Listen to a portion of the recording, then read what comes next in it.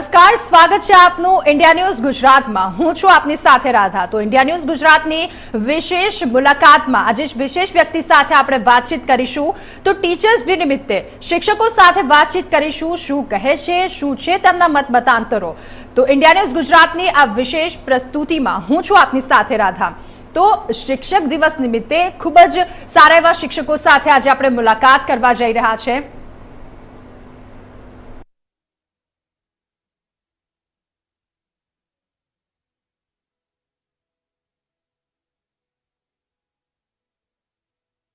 વિશેષ પ્રસ્તુતિ છે અને તેમાં શિક્ષક દિન નિમિત્તે આપણે તમામ વાતચીત કરીશું। શિક્ષકો શું કહે છે, આજનું શિક્ષણ જગત વિશે કેટલા એવા પડકારો ઊભા થયા છે, કેટલા પડકારોનો તેમને સામનો કરવો પડી રહ્યો છે, સાથે સાથે કેવા તફાવતો આવ્યા છે, કેવી તેઓ ચેન્જ કરવા માંગે છે, તમામ વાતો પર ચર્ચા કરીશું। અને એવા શિક્ષકોની વાત કરીએ છીએ કે જેઓ ના છૂટકે નહીં પરંતુ શોખથી, રસથી આ શિક્ષણના કાર્યમાં જોડાયા છે। શિક્ષણની સાથે સાથે તેઓ રચનાત્મક કાર્યક્રમમાં પણ પોતાની ઉત્કૃષ્ટ કામગીરી કરી રહ્યા છે। ત્યારે તમામ શિક્ષકો સાથેની આપણે આજે મુલાકાત કરીશું કે જેઓ એક સાચા શિક્ષણનો પમરાટ કહી શકાય।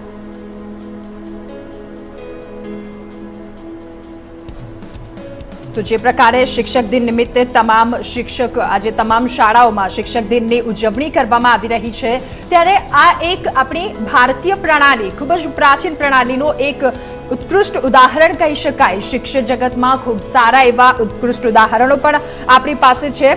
તો તમામ વિશે આજે આપણે વાત કરીશું અને તમામ વિશે માહિતી મેળવીશું કે શું કહે છે તમામ શિક્ષકો, કારણ કે ભારતીય શિક્ષણ પ્રણાલીનું પ્રદાન ગ્રીક સ્કોલરની કલ્પનામાં ભારતીય તપોવન પદ્ધતિમાં પૂર્ણપણે ખીલેલી દેખાય છે, પરંતુ ગ્રીકોએ માત્ર પ્રેમનો વિચાર કર્યો છે, ભારતે પ્રેમની સાથે સાથે શ્રેયનું પણ ચિંતન કર્યું છે અને અંતર્મુખ થઈ અંતર આત્મામાં ડૂબકી માર્યા વગર સાધન સંપત્તિથી સુખી ન થવાય, આ ભારતીય ઋષિમુનિઓની એક દ્રઢ સમજ હતી। અને તેનાથી જ અહીંયા કાલિદાસ જેવા ઉત્કૃષ્ટ કવિ, આધ્યાત્મકતાના ઉપાસક છે, શૃંગાર શતક લખનાર ભર્તૃહરિ પણ તેઓ દેવને વંદન કરે છે અને સુશ્રુત, વાંગભટ્ટ, ચરક જેવા તમામ ચિકિત્સકો પણ ધ્યાનનું એટલું જ મહત્વ રાખે છે।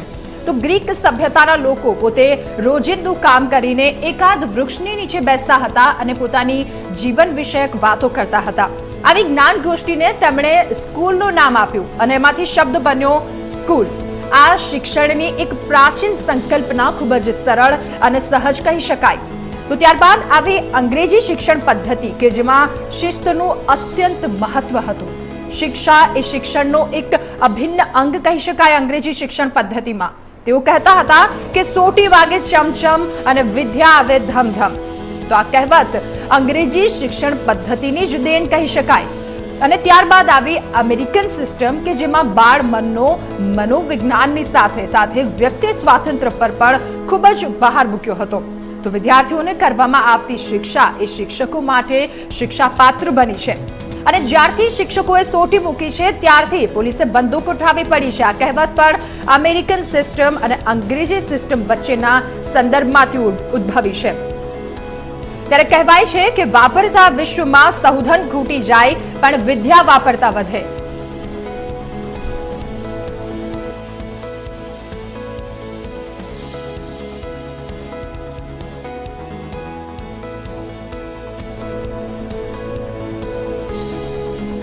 તો દર્શક મિત્રો, આપણી સાથે એક શિક્ષક જોડાઈ ચૂક્યા છે, વિક્રમ જોધાણી, કે જેમણે આરામ સુખને ત્યાગી શિક્ષણ જગતને પોતાનું કુરુક્ષેત્ર માન્યું છે। શિક્ષણ જગતનો એક ઉચ્ચ આદર્શ કહી શકાય। પોતે સાયન્સના શિક્ષક છે, તેમ છતાં સંસ્કૃતનું એટલું જ ઊંડાણપૂર્વકનું એમની પાસે જ્ઞાન છે। ખૂબ જ સાદગીપૂર્વક અને ઉચ્ચ આદર્શોની સાથે જીવન જીવનાર શિક્ષક વિક્રમ જોધાણી આપણી સાથે જોડાઈ ચૂક્યા છે અને સાથે આપણી સાથે જોડાઈ ચૂક્યા છે ડોક્ટર સપના દેસાઈ, કે જેઓ વનિતા વિશ્રામ વિમેન્સ કોલેજ ઓફ કોમર્સના પ્રોફેસર છે, ડિપાર્ટમેન્ટ હેડ છે અને તેઓ ત્રણેય શિક્ષકોનું ઇન્ડિયા ન્યૂઝ ગુજરાતના વિશેષ કાર્યક્રમમાં બંને શિક્ષકોનું હું સ્વાગત કરું છું। નમસ્કાર।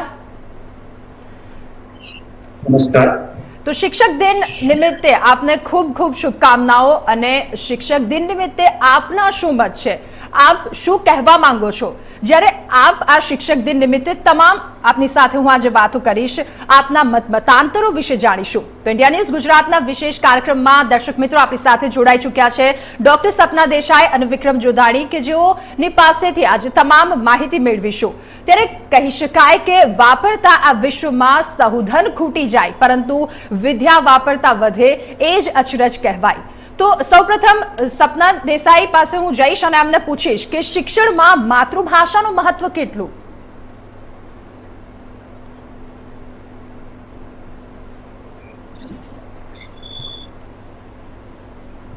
नमस्कार दर्शकों, सबसे पहले तो शिक्षक दिन की सबको बहुत बहुत शुभकामनाएं मेरी तरफ से. हर एक इंसान के लाइफ में कोई ना कोई शिक्षक आता है. हमारे माता पिता से लेकर ऐसे बहुत सारे व्यक्ति हमारे लाइफ में जीवन में आते हैं जो हमें कुछ ना कुछ सिखा के जाते हैं. तो मेरे ख्याल से वो सारे लोग जिनसे हम कुछ ना कुछ सीखते हैं वो सब हमारे लिए एक शिक्षक का रोल प्ले करते हैं. तो सभी दर्शकों को सबसे पहले तो शिक्षक दिन की बहुत बहुत शुभकामनाएं मेरी तरफ से. जहाँ तक मातृभाषा का कहना बात है तो I feel that mother tongue it is the language of the soul. Radha ji ने बड़ी अच्छी तरह से मुझे पूछा है कि मातृभाषाનું શું સ્થાન એજ્યુકેશનમાં. તો જ્યારે અમે કોઈની જોડે વાત કરીએ એને એવી લેંગ્વેજમાં વાત કરીએ જે એને સમજ પડતી હોય તો એ વાત એના મગજમાં જાય, એના મગજમાં ગ્રહણ થાય. પણ જ્યારે અમે કોઈને એની માતૃભાષામાં વાત કરતા હોઈએ તો એ વાત ડાયરેક્ટ એ માણસના દિલ સુધી પહોંચે. તો એ જ માતૃભાષાનું ઇમ્પોર્ટન્સ છે એક માણસના લાઈફમાં. यहाँ मैं एक भारतेंदु हरीश चंद्र जी की एक दोहा बोलना चाहूंगी. वो कहते हैं कि निज भाषा उन्नति अहे, निज भाषा उन्नति अहे, सब उन्नति को मूल, बिनु निज भाषा ज्ञान के मिटत न हिय को सूल. यानी निज यानी अपनी भाषा, अपनी भाषा से जो उन्नति संभव है ना वो क्योंकि यही सारी वही निज भाषा मतलब अपनी भाषा से ही उन्नति संभव है क्योंकि यही सारी उन्नतियों का मूल धार है. मातृभाषा के ज्ञान के बिना हृदय की पीड़ा का निवारण संभव नहीं है. अर्थात अगर हम अपनी मदर टंग मातृभाषा को इम्प्रूव नहीं करते हैं, अगर हम अपनी मातृभाषा को इम्पोर्टेंस नहीं देते हैं राइट, तो हमारे हृदय में जो असमंजस है, कठिनाइयां हैं, वो कभी दूर नहीं हो सकती हैं और राष्ट्र का विकास नहीं हो सकता है. जी ચોક્કસથી. તો હવે આપણે આગળ વિક્રમ જોધાણી પાસે જશું. વિક્રમજી, આપના મતે એક આદર્શ શિક્ષક એટલે શું કહેવા માંગો છો આપ? રાધાબેન, આદર્શ શિક્ષકની વાત જ્યારે આજે તમે પૂછી રહ્યા છો ત્યારે મારી નજરમાં આદર્શ શિક્ષક એટલે એક એવું વ્યક્તિત્વ કે જે માત્ર શબ્દોથી નહીં, જે માત્ર માહિતીથી નહીં, પરંતુ પોતાના વ્યક્તિત્વથી અને પોતાના આચરણથી વિદ્યાર્થીઓને શીખવે તે એટલે સાચો શિક્ષક. સાચા શિક્ષકનું વ્યક્તિત્વ એ ડાયનેમિક હોય, ડાયનેમિક હોવું જોઈએ તો વિદ્યાર્થી એની પાસેથી ઘણું બધું ગ્રહણ કરતા હોય છે. અને સૌથી મહત્વની અને આજના સમયમાં તો ગણો કે સૌથી જે અનિવાર્ય કહી શકાય તેવો શિક્ષકનો ગુણ હોવો જોઈએ કે શિક્ષક સતત ને સતત પરિવર્તન લાવવા માટે, અપડેટ થવા માટે તૈયાર હોય તે એક આદર્શ શિક્ષક છે. જી ચોક્કસથી. હું એ જ પ્રશ્ન આપને પૂછવા માંગીશ ડોક્ટર સપના દેસાઈ, તમારા મતે એક આદર્શ શિક્ષક એટલે શું? आइडियल टीचर, आदर्श शिक्षक. वैसे तो मेरे हिसाब से आइडियल एक बहुत थियोरेटिकली देखा जाए तो बहुत आइडियलिस्टिक बात है. कोई भी ऐसा नहीं कह सकता कि एक आइडियल शिक्षक मैं हूँ अगर क्योंकि वो परफेक्शन की बात करता है. पर हाँ, जो आइडियल टीचर वो हो सकता है जो बच्चों को किताबी ज्ञान से कुछ ज्यादा दे पाए. किताबी ज्ञान तो हमें आजकल लाइब्रेरी से मिल जाता है, इंटरनेट से मिल जाता है, लेकिन जब कोई टीचर स्टूडेंट्स में उनके अंदर छुपी हुई प्रतिभाओं को ढूंढ निकाल सकता है, उन्हें प्रोत्साहन दे सकता है, उसे हम कह सकते हैं, उनको सही रास्ता लाइफ में दिखा सकता है, तो उसे हम आइडियल टीचर कह सकते हैं। मेरे ख्याल से आइडियल टीचर बनने के लिए हर इंसान को, हर टीचर को कोशिश करनी चाहिए, लेकिन कभी ये मान नहीं लेना चाहिए कि मैं एक आइडियल टीचर हूँ, नहीं तो फिर वो टीचर अपने आप में क्या इम्प्रूव करेगा। Exactly. एक आइडियल टीचर होने का प्रयास हम जरूर कर सकते हैं जी। टीचर्स होते हुए जी। उस लेवल तक पहुंच सकते हैं, क्योंकि ऐसा कहा जा सकता है कि आइडियल टीचर तो नहीं कहूंगी, पर गुड टीचर जरूर कहूंगी कि good teacher is the reason why ordinary students they can dream to do extraordinary things. जी। मेरे ख्याल से आइडियल टीचर वही है जो स्टूडेंट्स को सही रास्ता दिखाए और किताबी ज्ञान से कुछ ज्यादा उनको दे सके। જી જી, તો ઓમ આનો ભદ્રા અર્થાત સમગ્ર વિશ્વના સારા એવા વિચારોને આત્મસાત કરવાની તૈયારી ભારતીય શિક્ષણ પ્રણાલીએ બતાવી છે અને તેથી જ પ્રાચીન તક્ષશિલા, નાલંદા, ચીની, સુમેરિયન, ગ્રીક આ તમામ વિદ્યાર્થીઓ આપણી પાસે આવતા અને વસુધૈવ કુટુંબકમની ભાવનાને લઈને જતા। કદાચ આ ભાવનાને કારણે ભારતીય જનકે અનેક આક્રમણોનો પ્રતિકાર કર્યો છે, પરંતુ એમ છતાંય ક્યારેય બીજા દેશો પર સામેથી આક્રમણ નથી કર્યું, કારણ કે વિસ્તાર કરતા વિચાર મહત્વનું છે અને સંપત્તિ કરતા સુશાસન મહત્વનું છે। આ વાત અહીંયાના રાજકુમારોને, અહીંયાના બાળકોને નાનપણથી જ શીખવવામાં આવે છે। એક વિચારક આશ્ચર્યપૂર્વક નોંધે છે કે જ્યારે બધી જ સંસ્કૃતિ શહેરીકરણ અને ઊંચા ઊંચા બાંધકામ કરવામાં વ્યસ્ત હતી, ત્યારે ભારતીય સંસ્કૃતિ કુદરતના ખોળે તપોવન શિક્ષણ પાંગરી રહ્યું હતું। તો આ ભારતીય શિક્ષણ પદ્ધતિનું એક સર્વોચ્ચ સૌંદર્ય છે। તો વિક્રમજી, હું આપને એ પૂછવા માંગીશ કે શિક્ષણનું જે સર્વોચ્ચ સૌંદર્ય હતું એ ક્યાંક ઓછું થતું જણાય હોય એવું નથી લાગતું? રાધાબેન, અત્યારે જે પ્રવાહ ચાલી રહ્યો છે કે ભૂતકાળમાં પણ સમયનો પ્રવાહ ચાલતો હતો, એનો અભ્યાસ કરીશું તો લાગશે કે આ સ્ટ્રેટ લાઇન કોઈ પ્રવાહ નથી, આ એક તરંગિત પ્રવાહ છે, એમાં શૃંગ અને ગર્ત આવતા હોય છે। પરંતુ ભારતીય શિક્ષણ પ્રણાલી, માત્ર ભારતીય શિક્ષણ પ્રણાલી શું કામ, ભારતીય સંસ્કૃતિ એક એવું વટવૃક્ષ છે કે જેની ઉપર અનેક વખત કુઠ્ઠાઘાતો કરવામાં આવ્યા છે, અનેક વખત તેની ઉપર એસિડ પણ રેડી દેવામાં આવ્યો છે કે જેથી તે ફરી વખત પલ્લવિત ન થઈ શકે, પરંતુ એના ભૂમિમાં જે દબાયેલા મૂળિયા હતા ને એમાંથી કુકળો ફૂટી અને આ વટવૃક્ષ સતત ને સતત ક્યારેક ને ક્યારેક કોઈને કોઈ સંતોના સ્વરૂપે, કોઈને કોઈ મહાપુરુષોના સ્વરૂપે, કોઈને કોઈ વિચારકોના સ્વરૂપે એ સતત ને સતત ક્યારેક ને ક્યારેક ખીલ્યું છે, એનો ક્યારેય નાશ નથી થયો। અને એ જ વાત આજની ભારતીય શિક્ષણ પ્રણાલી ઉપર પણ આપણે લાગુ પાડી શકીએ કે ભાઈ પ્રાચીન પરંપરા જે ગુરુ શિષ્ય પરંપરા હતી, તો આપણા મગજની અંદર એક ફ્રેમ ફિટ થઈ ગયેલી છે કે ગુરુ એ વટવૃક્ષની નીચે બેઠા હોય અને શિષ્યોને નીચે ભણાવતા હોય છે, કંઈક જ્ઞાન આપતા હોય છે।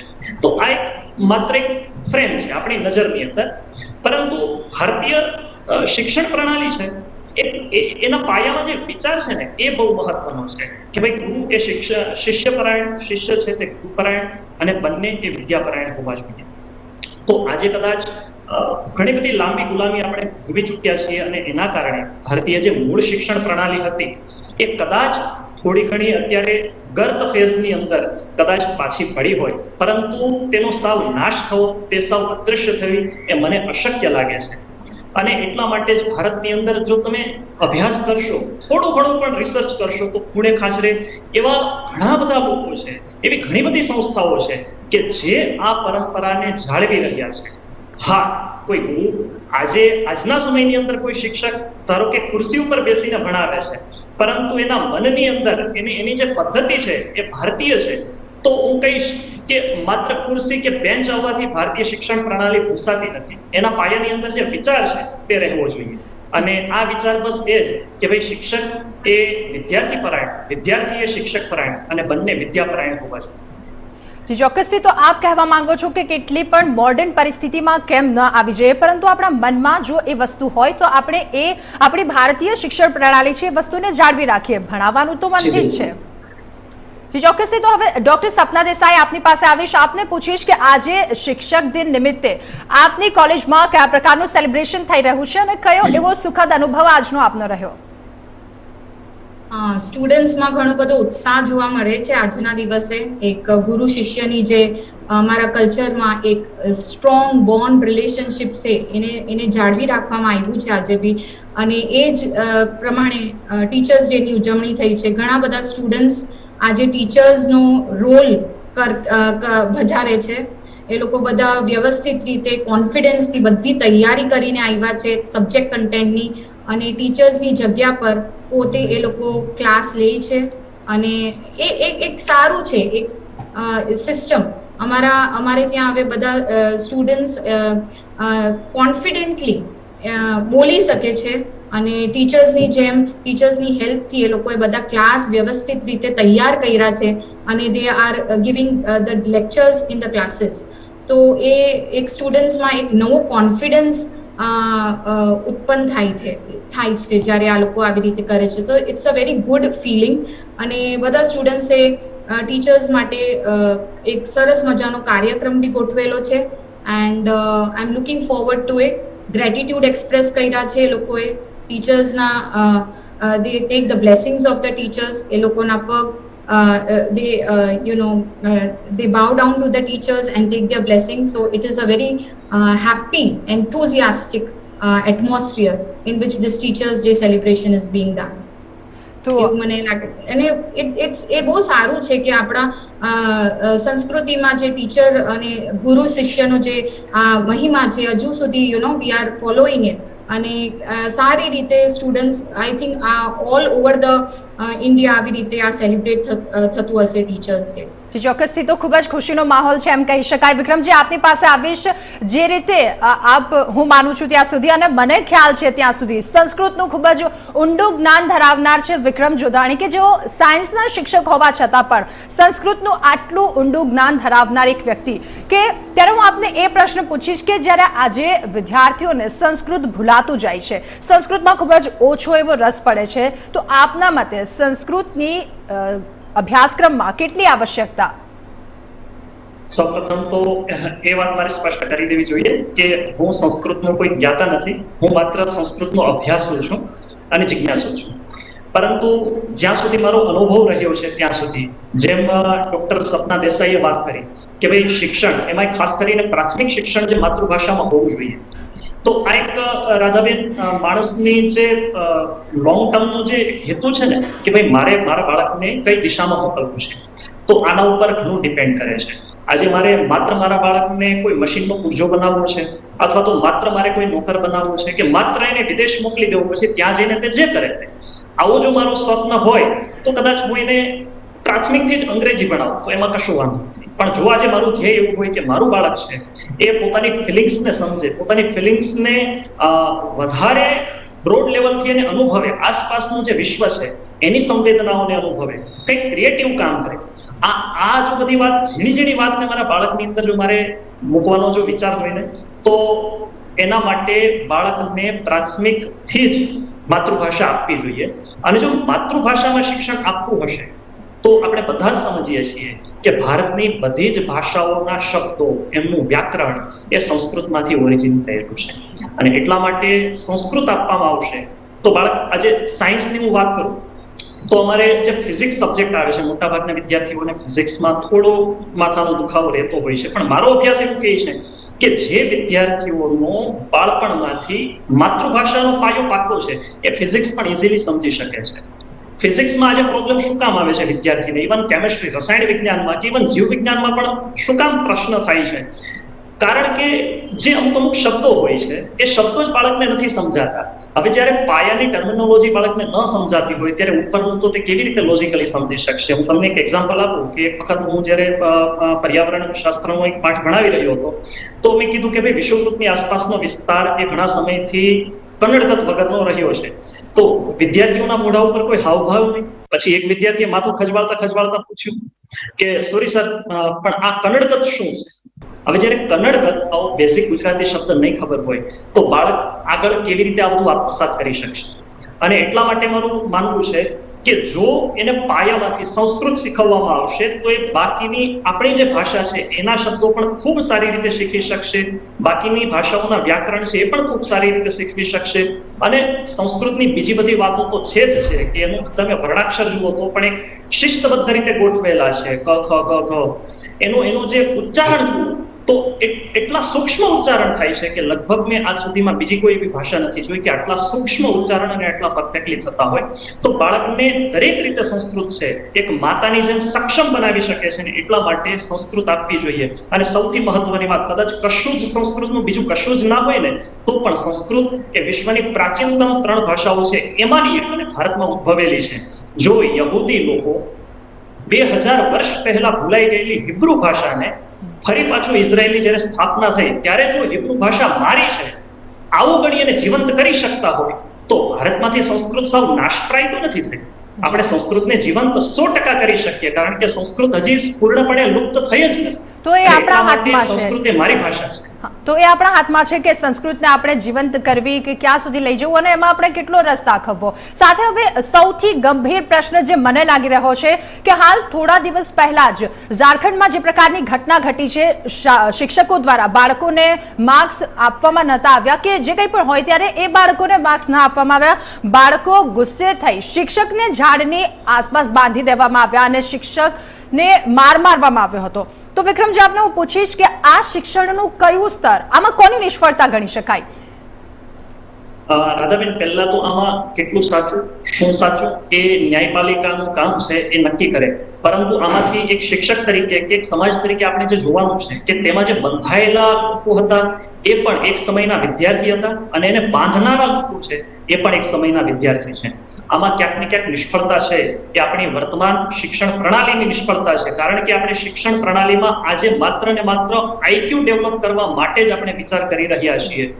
ક્યારેય ઇમોશનલ કોશન્ટ જેને કહેવાય, આજે આઈક્યુ એટલે ઇન્ટેલિજન્સ તો આર્ટિફિશિયલ પણ હોઈ શકે છે ને અત્યારે બની રહી છે, પરંતુ જે ઇમોશન્સ છે, જે લાગણી છે, જે ભાવનાત્મકતા છે એ ક્યારેય કૃત્રિમ રીતે બની નહીં શકે. આપણી આઈડેન્ટિટી છે માનવ હોવાની, મનુષ્ય હોવાની, અને એને ડેવલપ કરવા માટેના કોઈ પ્રયાસો ભારતીય અત્યારની આપણી શિક્ષણ પ્રણાલીની અંદર નથી અને એના કારણે આવી સંવેદનવિહીન પરિસ્થિતિ જોવા મળે છે અને એના કારણે આવા શરમજનક જેને કહી શકાય એવા કિસ્સાઓ સાંભળવા મળે છે, કૃત્યો બહાર આવે છે. ચોક્કસથી. અને જે પ્રકારે મારો આખરી પ્રશ્ન આપને એ રહેશે કે શિક્ષણ જગતમાં આટલા રસથી કામ કરવું એના માટે આપને કઈ વાત પ્રેરિત કરે છે અને કોણ આપનું એક ઉત્તમ ઉદાહરણ આપના મતે કહી શકો આપ? શિક્ષણ જગતની અંદર બાળપણથી મારા શિક્ષકોને હું જોતો આવ્યો છું, સતત ઓબ્ઝર્વ કરતો આવ્યો છું. તો અમારા સાહેબ હતા, આજે શિક્ષક દિન છે અને હું એમને ખાસ યાદ કરીશ. અમારા સતીશભાઈ કરીને સાહેબ હતા. તો જ્યારે હું 7મા ધોરણની અંદર હતો રાધાબેન, એ વખતે સ્વયં શિક્ષક દિનને દિવસે કોણ કયા ક્લાસમાં ભણાવવા જશે, કયો વિષય ભણાવવા જશે એ બધાને એલોટ કરતા હતા અમારા પ્રિન્સિપાલ. અને મારા નામ પર એણે ટીક કરીને કહ્યું કે વિક્રમ 8મા ધોરણમાં. તો મેં કીધું કે સાહેબ હું તો 7મું ભણું છું અને તમે 8મામાં ભૂલથી મારું નામ લખ્યું છે. તો કે નહીં, મને તારી ઉપર વિશ્વાસ છે, તો ભલે 7મું ભણે છે, 8મા ધોરણમાં તું ભણાવી શકશે. તો એમણે ત્યારે જે મારી અંદર મૂકેલો વિશ્વાસ છે ને આ પ્રાથમિક ધોરણમાં, એ મને આજે પણ જ્યારે હું થોડો ડિમોટિવેટ થાઉં છું ત્યારે મને એમના શબ્દો યાદ આવે છે કે yes you can do it. અને મારા મતે એ શિક્ષકનો એક આદર્શ આપણો હોવો જોઈએ કે સતત વિદ્યાર્થીઓને મોટિવેટ કરે. ચોક્કસથી. તો જે રીતે શિક્ષકનું આપણને આ પ્રમાણે આગળ વધારવાનું, એમનો જે આપણા પરનો વિશ્વાસ હોય છે એ જ વસ્તુ આપણને અહીંયા સુધી લાવી શકે છે. તો શિક્ષક દિન નિમિત્તે હું પણ મારા શિક્ષકોને ખૂબ ખૂબ ધન્યવાદ કહેવા માંગુ છું અને આ બાબતે અમારી સાથે જોડાવા બદલ આપનો ખૂબ ખૂબ આભાર. તો જે રીતે શિક્ષક દિનની તમામ જગ્યાએ આજે ઉજવણી કરવામાં આવી રહી છે, બાળકો શાળાએ જઈને શિક્ષક દિનની ઉજવણી કરે છે, એમનામાં એક અલગ ઉત્સાહ જોવા મળી રહ્યો છે. ત્યારે આપણે ડોક્ટર સપના દેસાઈ સાથે અને વિક્રમ જોધાણી કે જેઓ લેક્ચરર છે આકાશ ઇન્સ્ટિટ્યૂટમાં, તેમની સાથે વાત કરી, તેમના મતાંતરો જાણ્યા અને આવી જ વ્યક્તિ વિશેષ સાથે ફરી મળીશું. ત્યાં સુધી રજા આપશો. નમસ્કાર.